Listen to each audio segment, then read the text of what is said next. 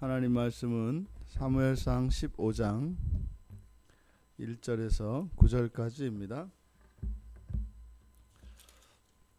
우리 같이 한 목소리로 함께 읽겠습니다. 사무엘이 사울에게 이르되 여호와께서 나를 보내어 왕에게 기름을 부어 그의 백성 이스라엘 위에 왕으로 삼으셨은즉 이제 왕은 여호와의 말씀을 들으소서. 만군의 여호와께서 이같이 말씀하시기를 아말렉이 이스라엘에게 행한 일 곧 애굽에서 나올 때에 길에서 대적한 일로 내가 그들을 벌하노니 지금 가서 아말렉을 쳐서 그들의 모든 소유를 남기지 말고 진멸하되 남녀와 소아와 젖 먹는 아이와 우양과 낙타와 나귀를 죽이라 하셨나이다 하니 사울이 백성을 소집하고 그들을 들라임에서 세어보니 보병이 20만 명이요 유다 사람이 1만 명이라. 사울이 아말렉 성에 이르러 골짜기에 복병시키니라. 사울이 겐 사람에게 이르되 아말렉 사람 중에서 떠나가라. 그들과 함께 너희를 멸하게 될까 하노라. 이스라엘 모든 자손이 애굽에서 올라올 때에 너희가 그들을 선대하였느니라. 이에 겐 사람이 아말렉 사람 중에서 떠나니라.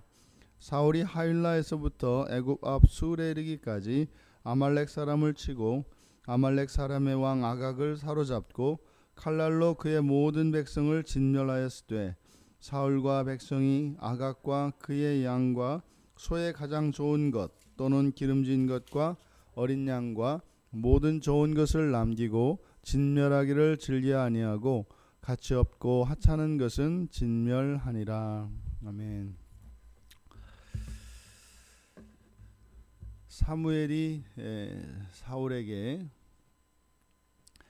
이제 왕은 여호와의 말씀을 들으소서. 이제 여호와의 말씀을 들으소서. 이 사건은 앞에서 사무엘상 13장 8절에서 14절의 사건을 배경으로 하고 있습니다. 무슨 말이냐면 앞에서 사울이 왕이 되고 나서 블레셋과의 전투에서 길갈에서 사무엘을 기다리지 않고 임의로 제사를 드렸던 사건이 있지 않습니까? 그래서 그 일로 인해서 이제 왕의 날이 길지 않을 것이다. 그래서 여호와께서 이제 다른 사람, 하나님의 뜻에 합한 다른 사람을 이제 세울 것이다라고 하는 선언이 있었습니다. 그런데 그때 여호와께서 선언하셨던 그 말씀, 여호와께서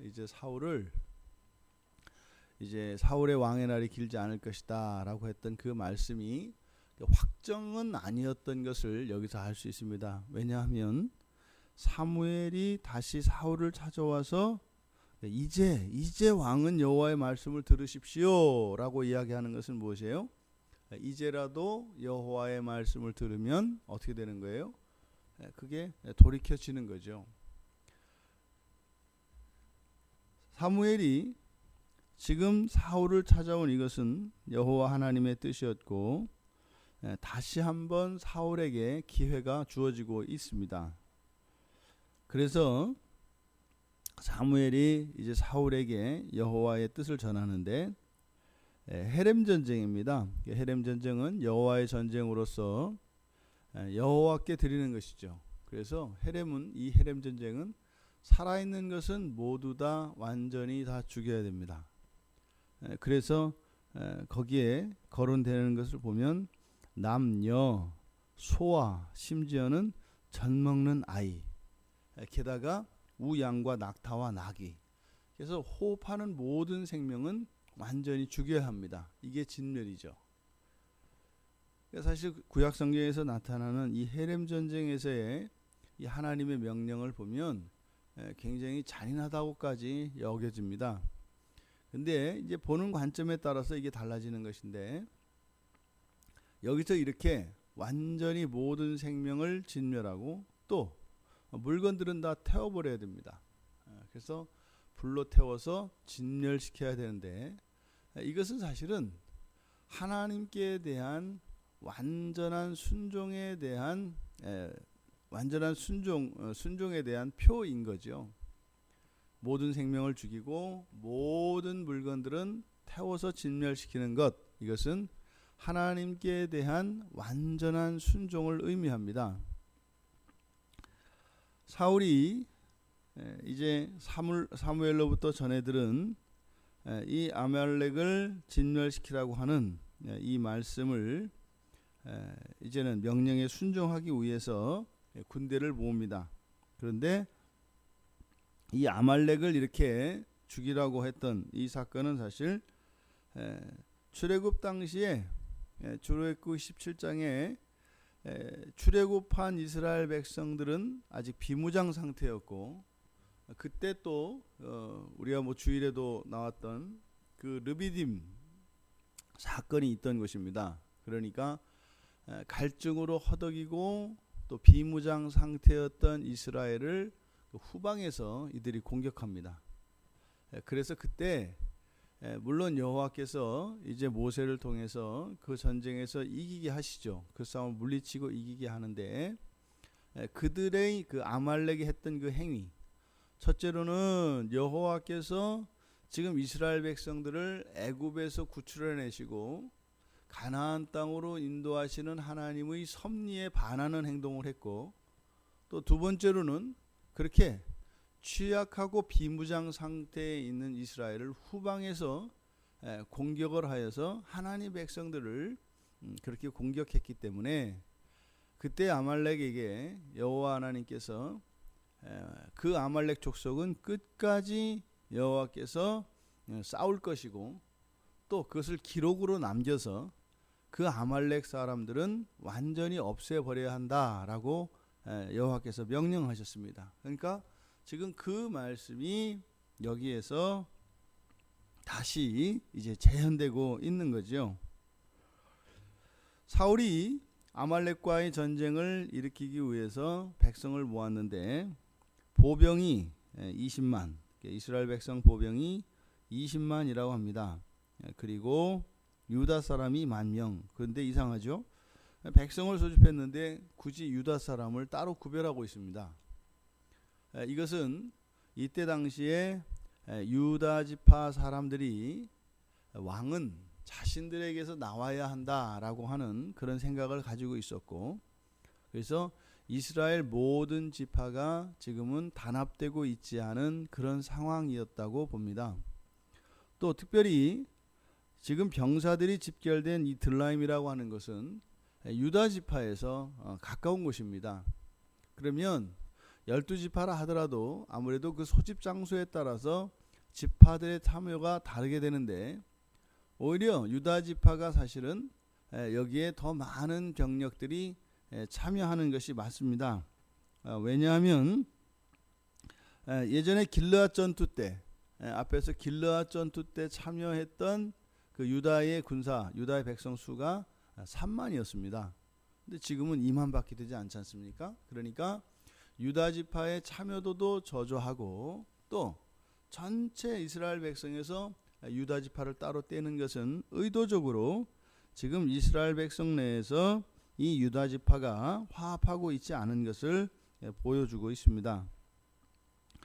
그때 사울이 복병을 배치합니다. 그러니까 이 복병을 배치했던 것은 뒤에 있는 내용을 보니까 바로 겐족속을 대피시키기 위해서 시간을 벌기 위한 것으로 이제 보입니다. 이 겐족속은 민수기 10장에 보면 이스라엘 백성들이 광야의 길을 갈 때 유목민족이었던 이 겐족속의 호밥, 그러니까 모세의 처남이죠. 이 겐족속의 한 지파였던 이 호밥, 모세의 처남이기도 한 그 호밥이 이스라엘 백성들이 그 광야길에서 여행을 할 때 길을 잃지 않도록 길 안내를 합니다.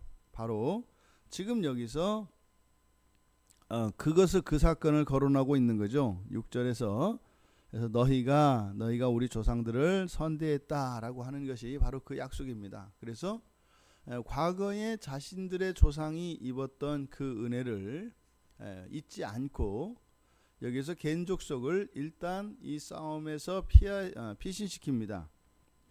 왜냐하면 이 겐족속이 아말렉 사람들하고 같이 거주했기 때문입니다. 그래서 겐족속을 피신시키고 난 뒤에 이제 아말렉과 전투를 벌이는데, 여기서 헤렘 전쟁이었던 이 전쟁에 사울이 또다시 온전히 순종하는 것이 아니라 부분적으로만 순종했다라고 기록합니다. 그것이 9절에 나오죠. 그러니까 8절에 보면 아말렉 사람의 왕 아각을 사로잡고 칼날로 그의 모든 백성을 진멸하였으되, 여기서 왕 아각을 살려줍니다. 아각과 그의 양과 소의 가장 좋은 것, 또 기름진 것과 어린 양과 모든 좋은 것을 남기고 진멸하기를 즐겨하지 아니하고. 앞에서 우리가 살펴보았던 것처럼 사울은 뭐하는 사람이에요? 자기의 생각에 좋은 대로 행하는 사람입니다. 근데 지금 이미 하나님께서 블레셋과의 전투에서 그 제사를 임의로 드린 것 때문에 이미 경고가 있었죠. 그런데 이 아말렉 전투에서 하나님께서 다시 한번 기회를 주셨습니다만, 여기서 또다시 하나님 말씀에 전적으로 순종하지 않습니다. 이것으로 사실은 사울에게 내려진 그 하나님의 저주가, 그 징계가 확정이 되어 버립니다. 우리가 이렇게 순종하기가 어렵습니다. 많은 것을, 그러니까 예전보다 더 순종하면 우리는 온전한 것으로 여기지요. 우리가 우리의 시작과 끝, 우리를 창조하신 것도 하나님이시고, 또 우리가 소유하는 그 모든 것도 하나님의 것이고, 또 우리가 이 세상을 살고 이 세상을 떠나 이제 저 영원한 죽음 이후에 있는 그 영원한 시간 속으로, 영원 속으로 들어갈 때 그 영혼의 주인도 하나님이시라는 것을 잊지 말아야 합니다. 그러니까요, 우리는 하나님께 절대적으로 순종해야 하는 존재다라고 하는 것을 우리가 잊지 말아야 합니다. 거기에는 우리의 판단과 경험, 우리의 가치와 우리의 도덕과 그 모든 것을 초월합니다. 이것이 하나님의 절대 주권이죠. 이것이 그렇게 우리에게 안 받아들여지는 겁니다. 그 일이 가능한 것은 하나님께서 우리를 어떻게 구원하셨는가 하는 이 사건을 기억하는 것입니다. 하나님이 먼저 하나님의 모든 것을 나를 위하여 다 내어주셨다고 하는 사실입니다. 그러니까 예수 그리스도께서 이 땅에 오셔서 나의 죄를 대신하고 십자가에서 죽으신 이 사건의 의미가 바로 깨달아져야 그게 가능하다 이 말입니다. 창조주가 죄인된 나를 위하여 당신의 모든 영광과 권세와 명예를 다 내어놓았다. 이것이 우리의 마음속에 완전히 새겨지고 그것이 믿어질 때라야 우리가 하나님의 절대 주권을 인정할 수 있습니다. 하나님이 과연 나를 위하여 모든 것을 다 내어주셨는가? 그것이 믿어지고 나야 우리가 그렇게 하나님께 절대 순종할 수 있습니다. 인간관계를 생각해 보십시오. 다른 사람이 나에게 보여준 어떠한 신뢰에 비례해서 나의 신뢰가 생깁니다. 물론 경우에 따라서 그리스도인의 경우 또는 사람을 잘 믿는 그런 사람들이 있죠. 그것에 비해서 그렇게 그것과 상관없이 그렇게 믿는 그런 사람들이 있을 수 있습니다. 특별히 우리 그리스도인들은 믿음과 사랑과 소망이라고 하는 것은 영혼에 속한 것이고 하나님으로부터 나온 것을 다 알고 믿는 사람들이지 않습니까? 우리들이 그렇게 절대적으로 하나님께 순종할 수 있다라고 하는 것은 하나님을 순종하는, 신뢰하는 신뢰하는 그것과 비례하게 되어 있습니다. 믿는 만큼 순종하게 되어 있습니다. 그것이 어려운 것이냐 그렇지 않은 것이냐에 따라서 순종이 달라지는 것이 아니라 믿는 정도에 따라서 순종의 정도가 달라집니다. 우리는 예수 그리스도가 하나님이신 것, 그리고 참 사람이신 것을 믿습니다. 그리고 예수님이 실제로 십자가를 피하지 않으시고 십자가를 받아들이셨고 또 그것을 지시고 십자가에 못 박혀 죽으신 것을 믿습니다. 사울은 아직 이 하나님의 계시가 완전히 드러나지 않았기 때문에 사무엘을 통해서 여호와 하나님이 하나님의 말씀을 전하는데도 듣지 않습니다. 왜 그럴까요? 사울은 이때 구약의 백성이기 때문에 첫째로는 여호와 하나님을 절대적으로 경외하지 않는 것이고, 또 두 번째로는 그 여호와의 명령이 절대적으로 옳다고 하는 것을 믿지 않는 것입니다. 우리의 삶 속에 이렇게 온전히 순종해야 합니다. 하나님 말씀에 절대적으로 복종해야 됩니다. 마음은 소원인데 그게 안 되죠. 그것은 우리가 하려고 해서 되는 것이 아니라 그렇게 하지 못하는 나를 발견했다면 그렇게 할 수 있는 나로 하나님께서 변화시켜 주시도록, 그것은요 바로 예수 그리스도의 십자가의 의미가 무엇인지 바로 깨달아 주시도록 하나님의 은혜를 구해야 합니다. 그러면 그 십자가의 의미가 분명하게 사실대로 우리에게 깨달아지고 믿어진다면 우리의 삶은 그렇게 하나님의 말씀에 순종하며 살아갈 수 있게 되는 것입니다. 이것은 그 사람의 인격이나 무슨 신앙의 정도나 이런 것이 아니라 그 예수 그리스도의 십자가의 죽음의 의미가 하나님의 모든 것을 내어주신 사건이라고 하는, 그래서 하나님의 그 완전하신 자기 사랑에 대한 자기 증명이셨다고 하는 그 사건이 믿어지지 않기 때문이라는 것이죠. 그러면은요, 사울이 아각왕을 남기고 그리고 자기가 보기에 좋은 것을 남겨놓았던 것처럼 여전히 우리도 우리의 삶 속에 그렇게 살아가고 있는 것이죠. 예수 그리스도 안에 우리들의 모든 죄책은 사라졌습니다. 하지만 그 하나님의 우리들 각자를 향하신 그 기대, 그리고 그 영생 안에서 누리게 될 모든 방해물들을 제거해야 된다고 하는 이 사실만은 변함이 없습니다. 오늘 하루 우리가 좋게 여기며 하나님 앞에 내려놓지 못한 것이 있다면 그런 것들을 내려놓고도 남을 만큼 우리의 존재와 우리의 본성의 변화가 있기를 바랍니다.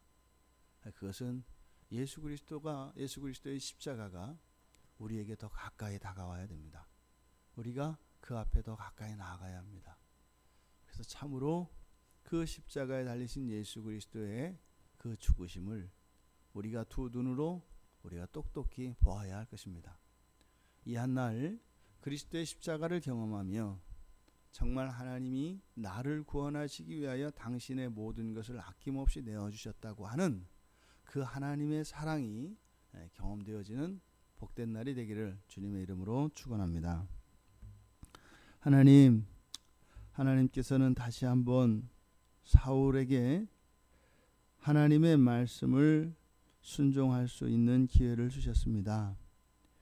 이제 여호와의 말씀을 들으소서 하였던 이 사무엘의 말씀이 사울에게 참된 믿음으로 받아졌더라면 그에게 내렸던 하나님의 진노가 거두어졌을 것이며 사울의 인생은 달라지고 또한 이스라엘 백성의 운명이 또한 달랐을 것입니다. 지난날에 이르렀던 역사가 반복되는 것이 아니라 저희들의 믿음과 순종에 의하여 새로운 역사가 쓰여지고 있음을 믿습니다. 저희들이 이 한날 주신 그 하나님의 그 날 시간들이 저희들의 인생을 바꾸고 이 나라와 온 인류의 역사를 바꾸는 복되고 거룩한 날이 될 수 있도록 은혜를 더하여 주시옵소서. 예수님의 이름으로 기도드리옵나이다. 아멘.